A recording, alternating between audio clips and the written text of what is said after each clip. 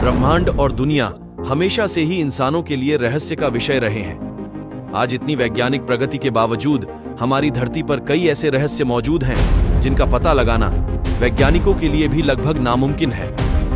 आम लोगों के मन में पृथ्वी के संबंध में अनेक प्रश्न अवश्य होते होंगे, जैसे पृथ्वी की उत्पत्ति कैसे हुई, यह दुनिया कैसे अस्तित्व में आई, पृथ्वी का जन्म कब और कैसे हुआ, पृथ्वी कैसे बनी, पृथ्वी की संरचना कैसे हुई। इस तरह के सवालों का जवाब जानने के लिए हर कोई उत्सुक रहता है। कुछ धार्मिक मान्यताओं के अनुसार सृष्टि या पृथ्वी का निर्माण देवता या ईश्वर ने किया है पृथ्वी की उत्पत्ति के बारे में, और दूसरी ओर वैज्ञानिक मान्यता है कि लगभग 5 अरब वर्ष पूर्व अंतरिक्ष में कई गैसों के एक साथ मिलने से भयंकर विस्फोट हुआ था। इससे आग का एक विशाल गोला बना जिसे अब हम सूर्य कहते हैं। धमाका इतना जोरदार था कि चारों तरफ धूल के कण, डस्ट पार्टिकल्स फैल गए और गुरुत्वाकर्षण बल, ग्रेविटेशनल फोर्स के कारण ये कण पत्थर के छोटे छोटे टुकड़ों में बदल गए। कई सालों के अंतराल के बाद ये कण आपस में जुड़ने लगे और कुछ समय बाद सौर मंडल, सोलर सिस्टम का जन्म हुआ। और इस तरह लाखों साल बाद गुरुत्वाकर्षण के कारण पत्थर और चट्टान आपस में जुड़ने लगे। इस तरह धरती आग के गोले के रूप में पैदा हो रही थी पवा पृथ्वी पर जीवन की शुरुआत कैसे हुई। धरती पर जीवन की इस यात्रा के दौरान 3.8 अरब साल पहले पानी की उत्पत्ति हुई थी।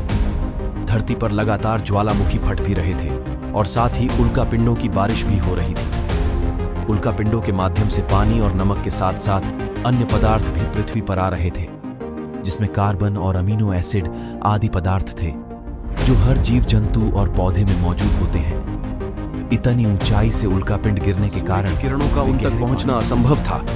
बाद में ये उल्कापिंड ठंडे होकर पानी में जमने लगे। पृथ्वी पर जीवन की शुरुआत कब और कैसे हुई? बर्फ के लगातार पिघलने से सूर्य से निकलने वाली हानिकारक पराबैंगनी किरणें सीधे पृथ्वी पर पड़ रही थीं, जिससे एक रासायनिक अभिक्रिया शुरू हो गई और पानी से हाइड्रोजन पेरोक्साइड बनने लगा और उसके टूटने के बाद ऑक्सीजन बनने लगी। जब ऑक्सीजन गैस धरती से 50 किमी ऊपर उठी तो वहां रासायनिक प्रतिक्रिया शुरू हो गई, जहां ओजोन नाम की एक परत बनी जिसने सूर्य से आने वाली पराबैंगनी किरणों को सीधे धरती पर आने से रोकने का काम किया। अगले 15 करोड़ सालों तक इस गैस की परत बहुत मोटी होती चली गई और इधर पृथ्वी पर ऑक्सीजन गैस की मात्रा बढ़ने लगी, जिससे पेड़ पौधे अस्तित्व में आए। पेड़ पौधों के बाद जानवर और जानवरों के बाद हम इंसानों का जन्म हुआ और ऐसी वह एक आग के गोले से बनी हमारी धरती और हम